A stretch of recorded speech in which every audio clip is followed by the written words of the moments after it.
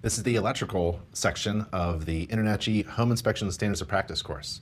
And again, this is a supplemental video, and we recommend opening the video in a new window and playing along as you go along through the course content.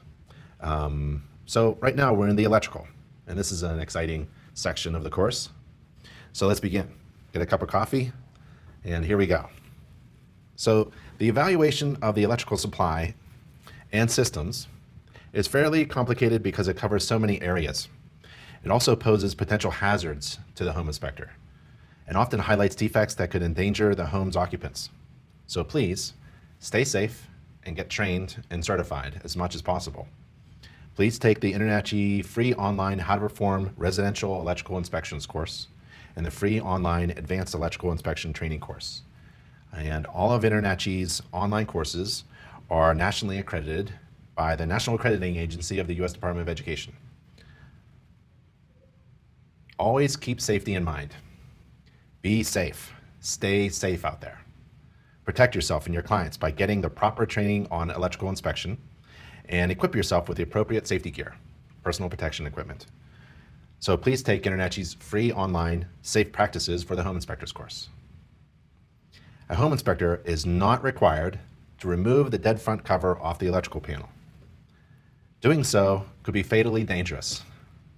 We do not recommend removing the front cover to view the distribution wiring or the components inside any electrical panel. It's not required by the InterNACHI Home Inspection Standards of Practice. What is required according to the Standards of Practice? Well, let's go over them. There's a lot. The inspectors shall inspect the service drop, the overhead service conductors and attachment point, the service head, gooseneck, and drip loops, the service mast, service conduit and raceway, the electrical meter and base, service entrance conductors, the main service disconnect, panel boards and overcurrent protection devices, that's circuit breakers or fuses, service grounding, bonding, a representative number of switches, light fixtures, receptacles, including those observed and deemed to be arc fault circuit interrupters, AFCIs, using the AFCI test button where possible, and all ground fault circuit interrupter receptacles and circuit breakers observed and deemed to be GFCIs, using a GFCI tester where possible, and for the presence of smoke and carbon monoxide detectors.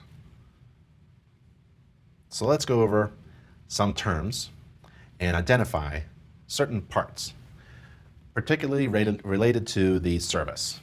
Now, the word service is used a lot by home inspectors, and service is a term to describe the conductors and equipment for delivering electricity from the utility company to the wiring system of the house.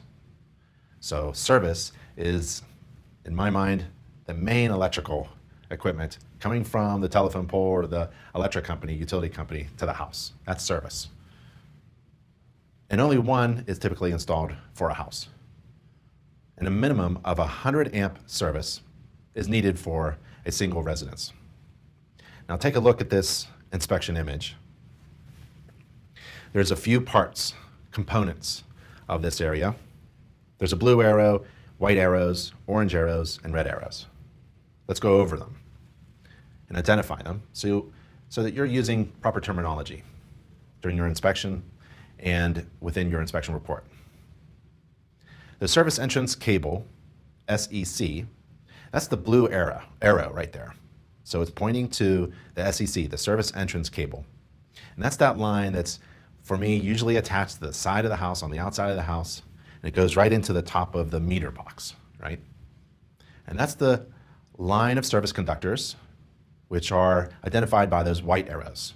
So there's three of them, three big black cables. And they're located between the terminals of the service equipment. That's the main disconnect at the electrical panel, it could be near the meter or electrical panel. That's the main disconnect.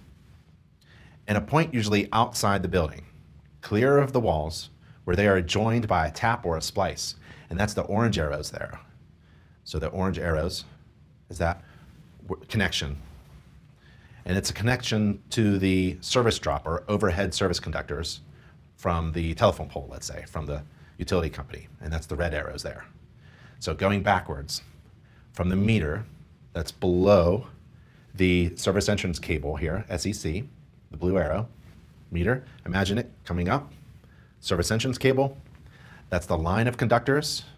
Those white arrows are pointing to the conductors located between the terminals of the service equipment, which is the main disconnect, let's say, and a point usually outside the building where they're joined by a splice, the orange arrows, to the service drop or overhead conductors, and that's the red arrows.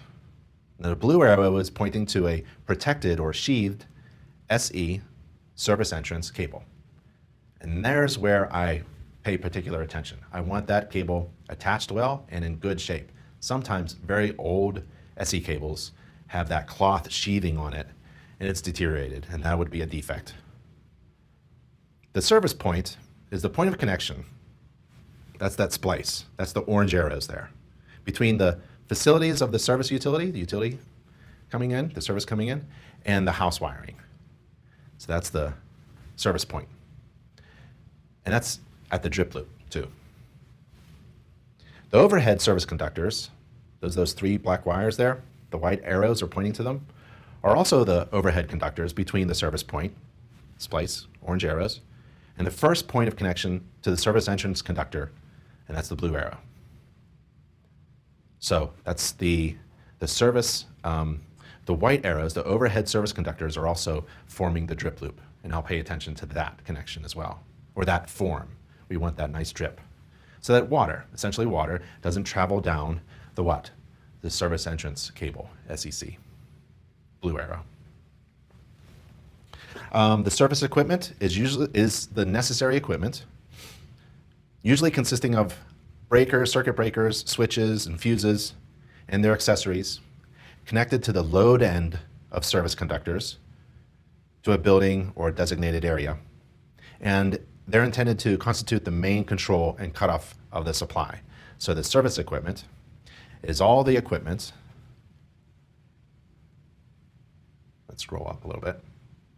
Consisting of circuit breakers, switches, fuses, and their accessories, connected to the load end of service conductors to a building or designated area. And they're intended to constitute the main control and cutoff of the supply. It is understood that raceways, fittings, and enclosures housing service conductors are also part of the service equipment. Now, the meter socket enclosures are not considered service equipment. The meter enclosures don't have any interrupting ratings or disconnecting means or overcurrent protection. Grounding and bonding. Generally speaking, the difference between grounding and bonding is grounding is the direct connection to earth to aid in removing damaging transient overvoltages due to lighting. And the purpose of bonding is to ensure the electrical continuity of the fault current path, to provide the capacity and ability to conduct safely any fault current likely to be imposed, and to aid in the operation of the overcurrent protection device. So that's what grounding and bonding is.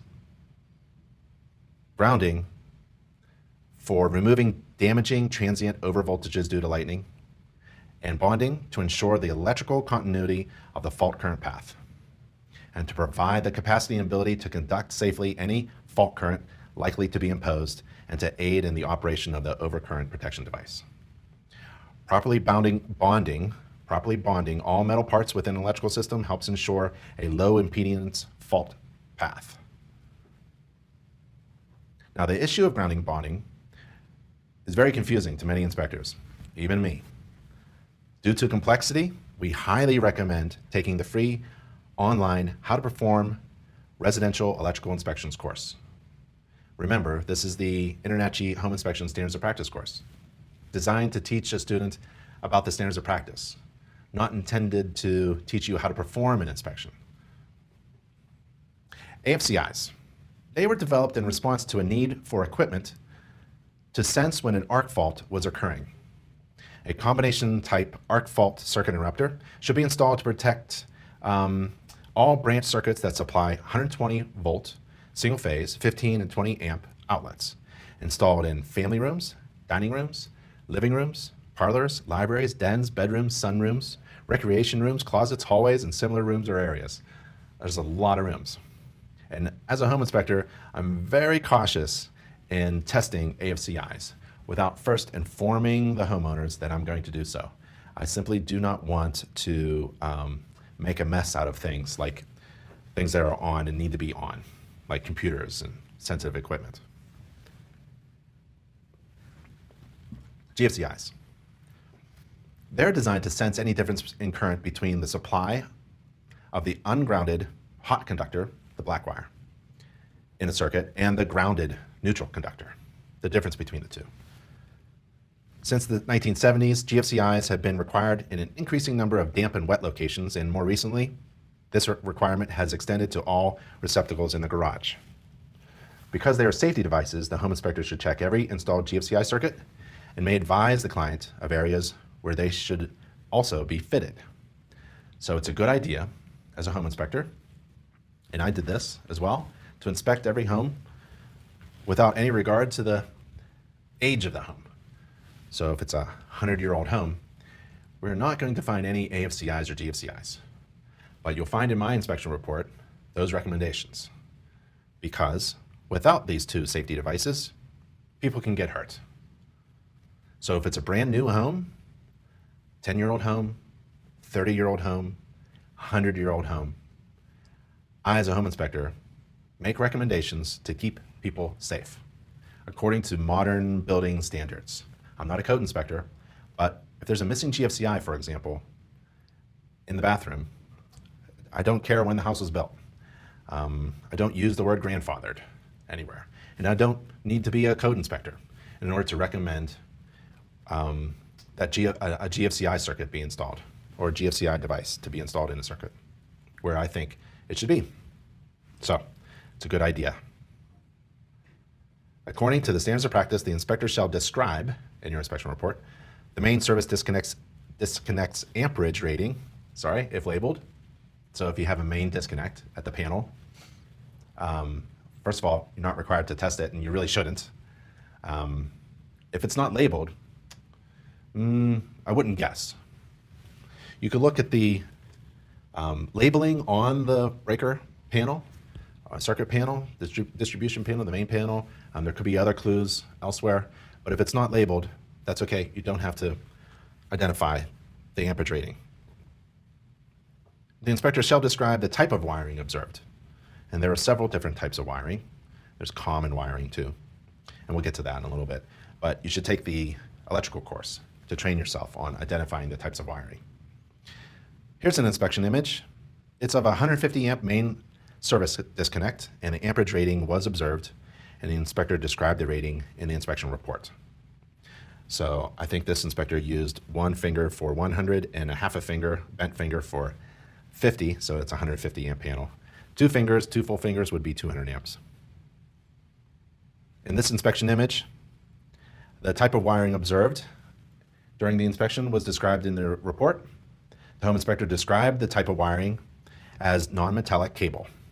Most circuits in the modern North American home and light commercial construction are wired with non-metallic sheathing, NM cable, designated type, often referred to by the brand name Romex. That's a brand name. This type of cable is the least expensive for a given size and is appropriate for dry indoor applications. Many people use the name Romex when referring to the type NM cable. But Romex is a trademark name that has come into common usage for referring to plastic-covered wires, but type NM just means non-metallic and also applies to other cable styles. Type NMB, non-metallic sheathed cable, may be used for both exposed and concealed work in normally dry locations at temperatures not exceeding 90 degrees Celsius, with ampacity limited to that for 60 degrees Celsius conductors, as specified in the National Electrical Code. An MB cable is primarily used in residential wiring as branch circuits for outlet switches and other loads. An MB cable may run in air voids of masonry block walls or tile walls where such walls are not subject to water, dampness, or moisture. Now, home inspectors are not code inspectors. Yay. The code book is huge. This isn't the code book, but I have it somewhere here. It's about this big. And if you're a code inspector, you're supposed to be able to just pop right in there and identify that code and try to refer to it immediately and apply to it. We are not code inspectors. home inspectors are not code inspectors. In some areas, especially in regulated states and provinces, you're not even allowed to say the word code. But InterNACHI's online training and certification and continuing education courses are all based upon a standard, a truth, and that is code, building code, international residential code, plumbing code, energy codes. So that training that you get, the knowledge you get from taking InterNACHI's courses, they're all based upon code and standards and practices.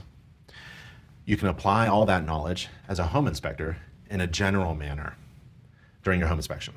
So again, electrical inspections can be fairly complicated, especially in the case of older properties where there may be a variety of systems and wiring types, some of which would not meet current codes. However, home inspectors not perform code inspections. They are only required to evaluate the condition of systems and report observed deficiencies that pose a danger to the property or its occupants. Home inspectors should inspect the house without direct reference to the age of the house.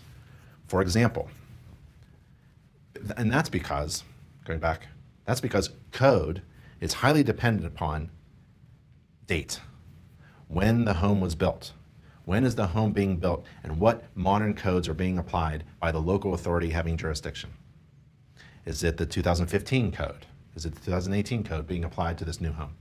And when homes age, well, homeowners typically don't know the code iterations when things are improved, and they don't install things until there is some kind of transaction or a renovation or an upgrade or a home inspection. So it's a good opportunity to help people stay safe and protect the property. Now, for example, GFCIs and AFCIs were required by construction standards and residential codes at various times in the past. Because a home inspector is not a code enforcement officer or a code inspector, the home inspector need not concern him or herself with when the GFCIs should have been installed or not installed in the house. If a home inspector observes a lack of GFCIs in the house, that's a defect. That should be reported by the home inspector. Another example would be smoke detectors. Code requirements for smoke detectors have changed in the past over the many years. Years ago, only a few detectors were required in a house. Presently, there are many areas in a house that smoke detectors should exist, regardless of whether the home is newly built or 50 years old. Smoke detectors, just like GFCIs, saves lives. Pay no attention to grandfathering excuses provided by homeowners, contractors, or real estate agents. Let's take a look at the inspection process related to the electrical system. It's ultimately up to the home inspector to develop their own inspection process. The initial steps of the inspection sometimes starts outside with an inspection of the service supply from the utility company's equipment. The inspection then may follow the attachment to the house structure, the service entrance cables, the electric meter, the main disconnect, and the connection to the main distribution panel itself. The objective for the home inspector is to check everything that is readily accessible and observable and to document indications of observed deficiencies in the components of the electrical system. Visual inspection of the service panel or panels may come next in the process. A home inspector is not required to remove the electrical panel's front cover, called the dead front, from the accessible main panel or any other subpanels. If the inspector decides to exceed the standards of practice and removes the cover, the inspector might look at the condition of the panel, breakers or fuses, panel interior, and the attachment of the branch circuit wiring, and determine what the materials are that is used inside the electrical system. In some cases, the inspector may find solid branch aluminum circuit wiring that may require further evaluation by a qualified electrician. You may find that there were renovations at the house and newer wiring installed by homeowners, which would result in a condition that may be unsafe. All electrical wiring should be conducted by an electrician and inspected to meet current codes, and that is far beyond the scope of a home inspection. According to the standards of practice, the inspector shall report as in need of correction deficiencies in the integrity of the service entrance conductor's insulation, drip loop, and vertical clearances from grade and roofs. The inspector shall report as in need of correction any unused circuit breaker panel opening that was not filled. There should be no openings there. If you stick your finger in there, you get electrocuted. The inspector shall report as in need of correction the presence of solid conductor aluminum branch circuit wiring, if readily visible.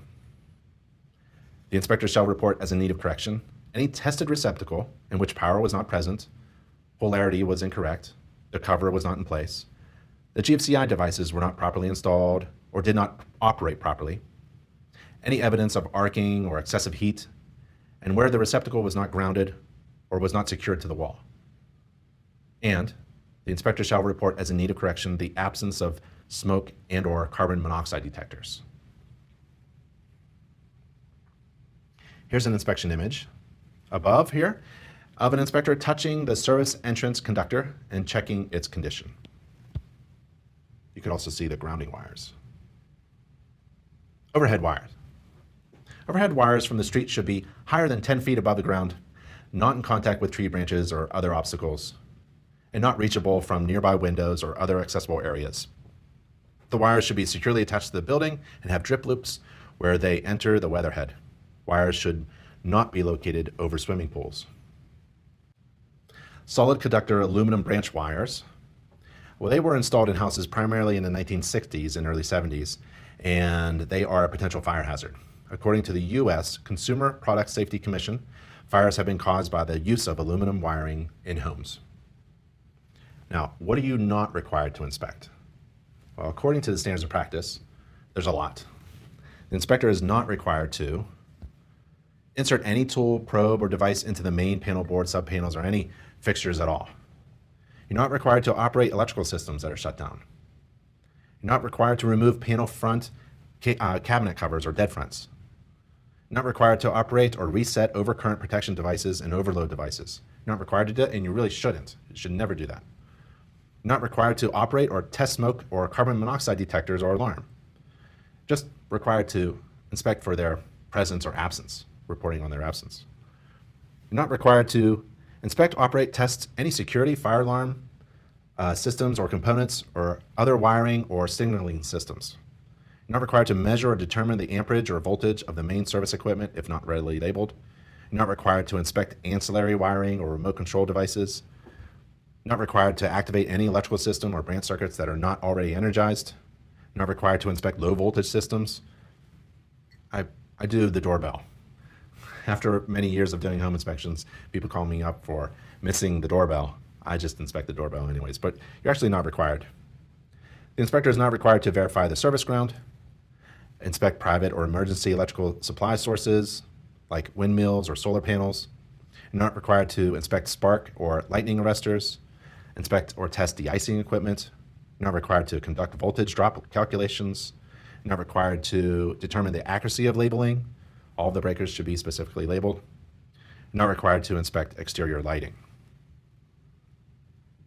I tend to inspect the front lamp if it's out there, and certainly not any decorative lighting or landscaping lighting.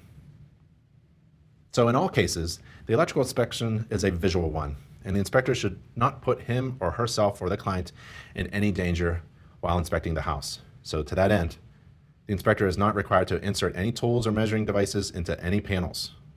Systems or circuits that are turned off at the time of the inspection should not be re-energized, as they may have been shut down due to existing faults and problems. Operating breakers, disconnects, or removing fuses is not recommended, as this can disrupt operation of the homeowner's electrical devices, including clocks, alarm systems, and computer equipment. Low voltage systems need not be inspected and are excluded from the standards of practice. Such systems are alarm equipment, intercoms, some lighting circuits, doorbells, and irrigation systems. Similarly, lightning arresters, power generators, and any electrical storage devices like battery backs are excluded from these standards, as are swimming pools and exterior spa systems. Some inspectors have received special training to evaluate these systems, and they charge accordingly for those ancillary systems that are beyond the scope of a home inspection. While the inspector should report obvious deficiencies in labeling of fuses and breakers, you are not required to evaluate every circuit and its labeling for accuracy, nor is it possible to fully evaluate hidden systems, such as grounding rods and their continuity. It is also well beyond the scope of a home inspection to give an opinion as to the adequacy of the electrical systems to support future usage. And that is the electrical section of the InterNACHI Home Inspection Standards of Practice.